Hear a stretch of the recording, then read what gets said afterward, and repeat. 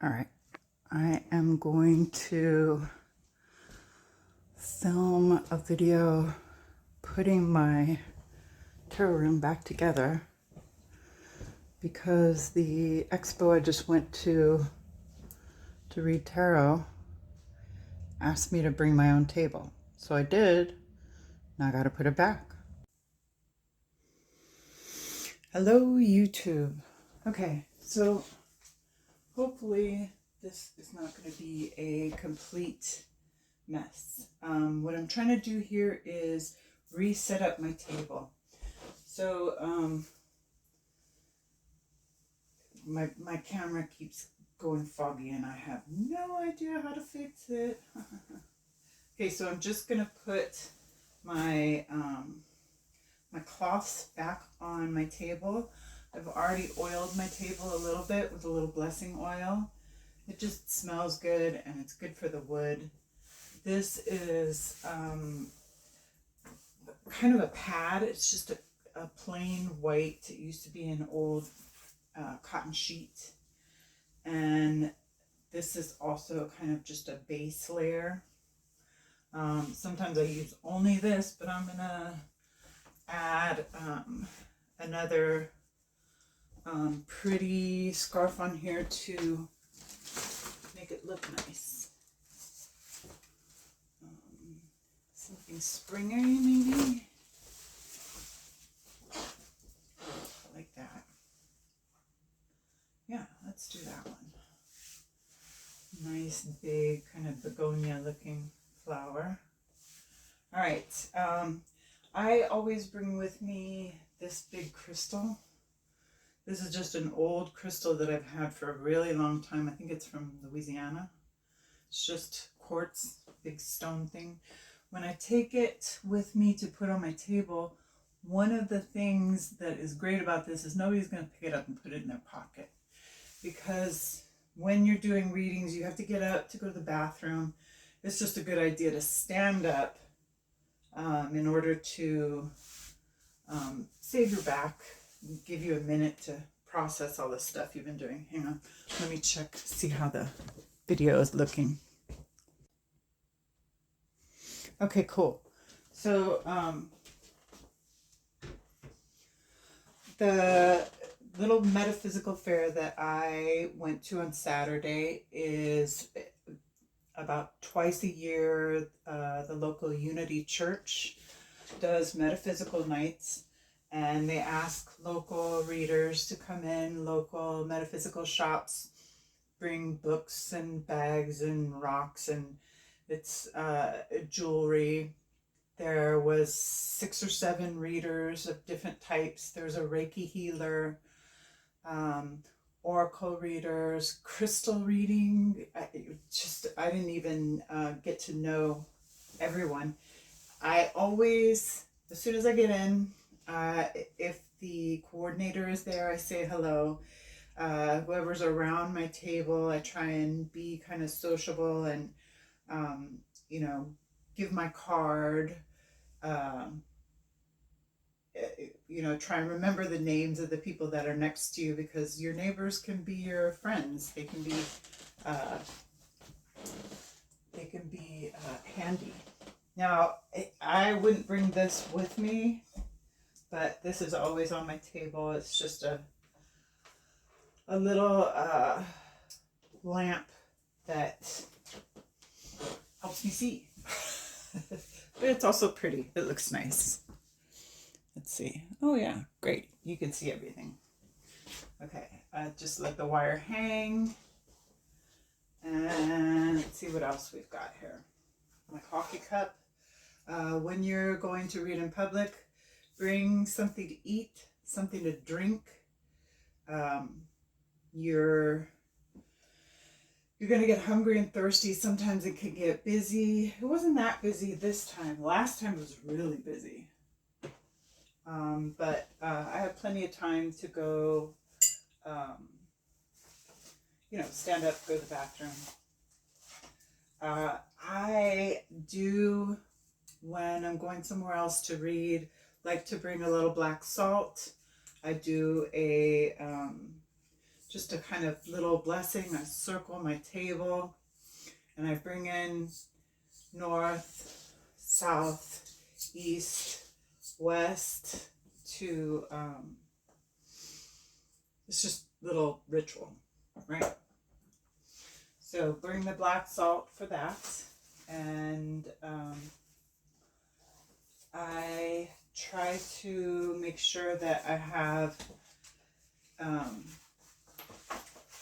something for people to write on in case they want to come back later, or in case I have a line, you can sign up as a waiting list. I also try to always have business cards so that people can contact me later if they would like to have private readings. But that doesn't sit on my table all the time. This just goes with me.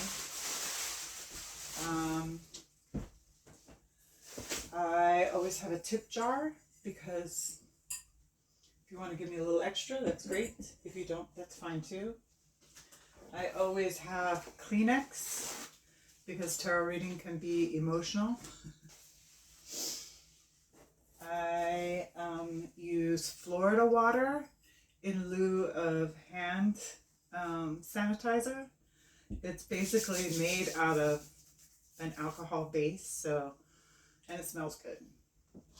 So in between readings, I use a little Florida water.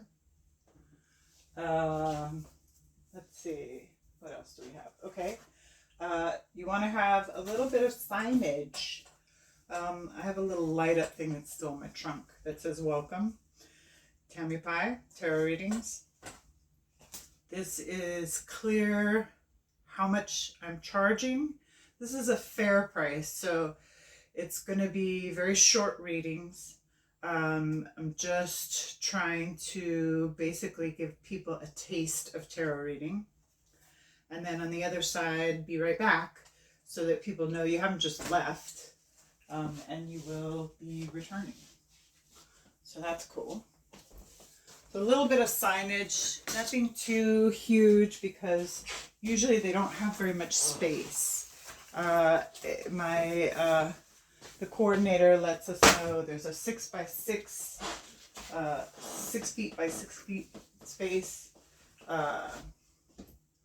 You can set that up however you want. I also bring this little,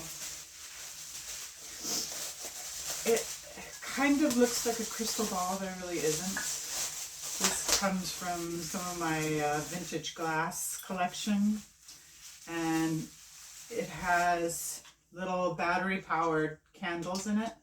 I have 4 of them. They're very kind of dim, but when you put them all in there, and then put the top on and leave it on the table, it kind of looks cool. It kind of looks a little crystal ball-y without being too crystal ball-y. And, but the only time I take that is when I'm on the road. And then I wrap it up securely and put it in its little spot here.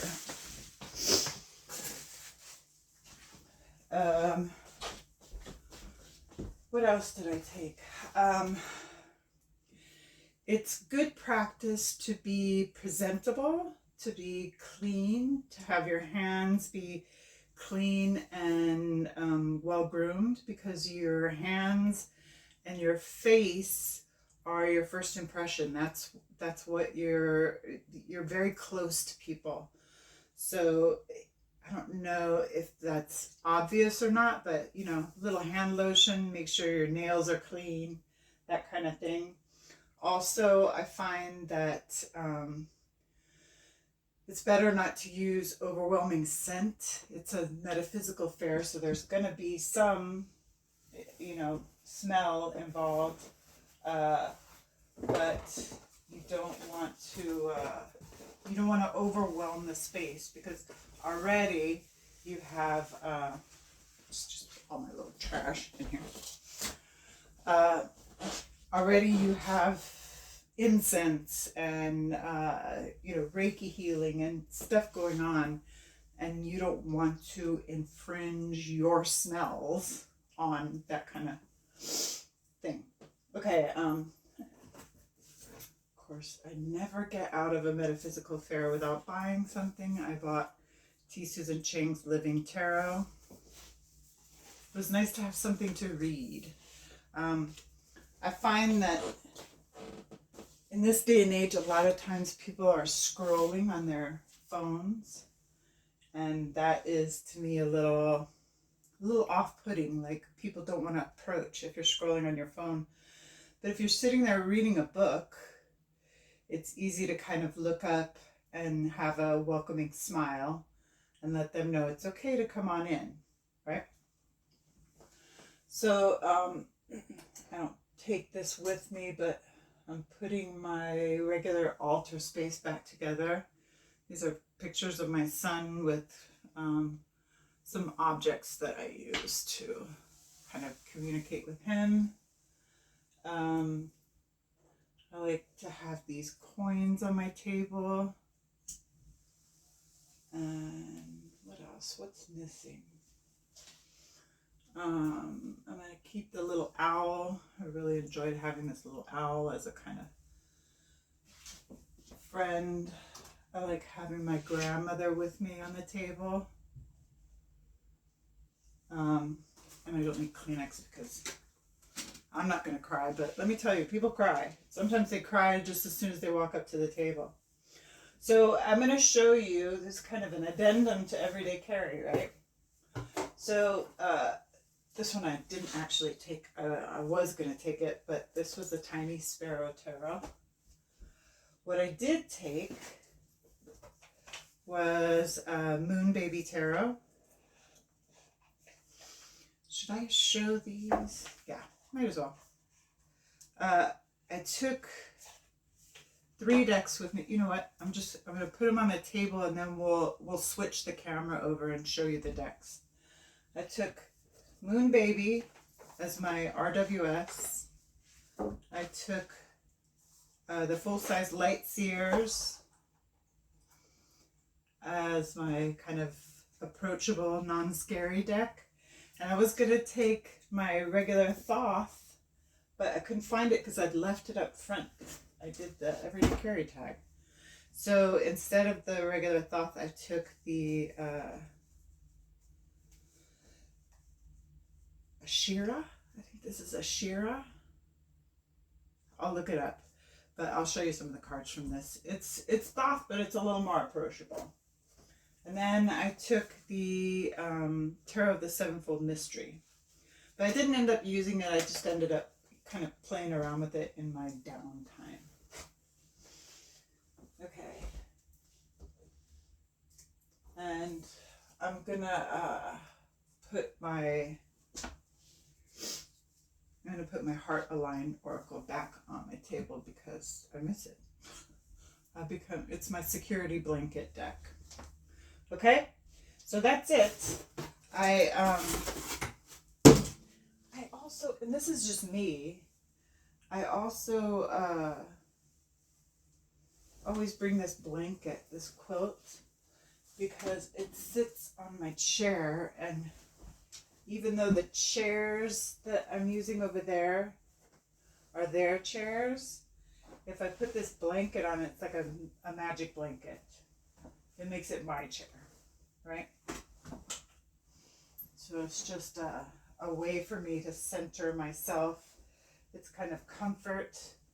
You know, we introverts need a little grounding when we're dealing with the public. Okay, I'm going to switch the camera around. Okay, so the 3 decks that I took to read with are this Moon Baby Tarot. It's the first edition with the pink edges. It's a real soft baby pink. I love the kind of sharp corners that he did and the very simple key back. It is very RWS.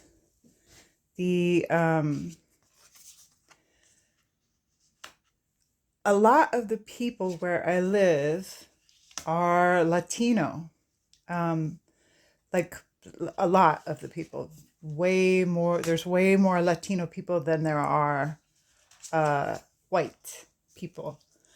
And so it is, I find, really friendly to have an RWS that is these nice shades of tan. I don't know if people talk about this very often, but one of the brilliant things that Brandt did with this deck is everybody's got this nice, and the depth changes. Some of them are darker, some of them are a little lighter, but they're this nice brown color, which is more realistic than the usual RWS. And I'm a lot more comfortable with this deck, particularly in public settings here where I live, where people are mostly very brown. They just are. So I really enjoy reading with this version of the RWS for that reason. Also, it's a very simple deck. It reads perfectly as long as you are RWS conversant. So it has all the stuff you need, right? And that is the Moon Baby Tarot first edition. I really like this tarot. Honestly, I allow people, I turn over one card from each deck, and hopefully it's not death, but sometimes it is. And sometimes it's the 10 of Swords, and sometimes it's the Tower. But I turn over one card from each deck, and I say, pick the art style that pleases you the most. And really, it was very even. People picked Asherah, people picked LightSeer's, people picked RWS. So I find that for me, when reading in public, LightSeer's is just very easy for people to relate to.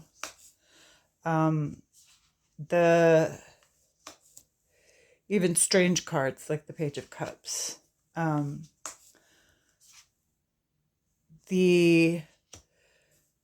I think the court cards are really beautifully done. It's very, there's a lot of movement in these cards that make it relatable. And the people are, to me, they just seem like regular people doing regular things, kind of. Or regular people doing kind of exceptional things. So LightSeer's is a really easy deck for me to use in a public setting. Each image kind of tells a story. Ugh, love this Ace of Cups. And I love this star. Okay. That came up in a reading. It was really beautiful. All right. Did you guys watch? There's a Anna of oh God, no, I can't bring to mind, but the one that lives in Holland, the cool girl, ballerina. She was talking about some horror stories in her professional reading life. So I believe this is called Asherah, the Asherah Tarot, and it's on drive-through cards. I'll have it in the down bar when this is over. But this, I couldn't find my regular Thoth because I had left it in the front room. So I said, all right, well, I'll just grab another Thoth. And this one is, again, it's a little more approachable than Lady Frida Harris's artwork. It's Thoth, but calm Thoth, gentler Thoth, a prettier Thoth. I think the regular Thoth is beautiful, but this one is just really pretty. And if you read with the Thoth deck, you can read this deck because it's the same stuff, the same quartz, the same, but it takes a very kind of beautiful, gentle, sideways approach. A lot of the cards are very mandala-like. Well, I shuffled the heck out of this, didn't I? And more people choose this than you would think. It is a really approachable, really pretty deck.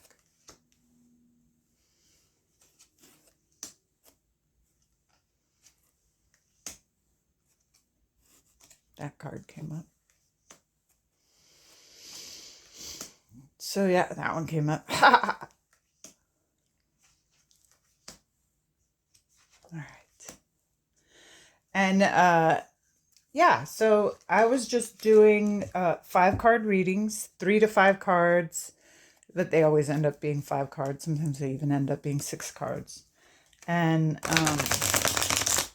sometimes it is as simple as, a lot of people are worried about their money right now.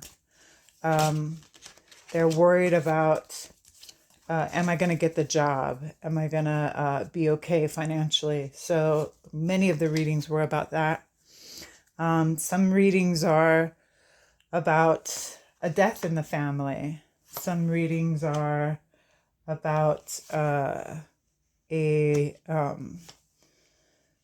new relationship, but mostly this time they were about money, with the occasional pet problem. Yeah.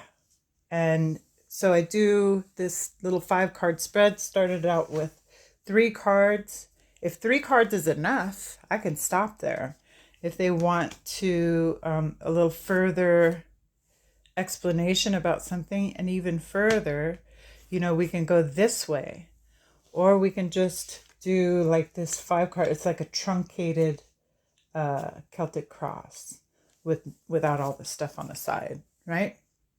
Works out great. I think that's it. I think that's it for this video. 20 minutes. Yeah, it's good. All right. Well, thank you for coming, and I'll be back.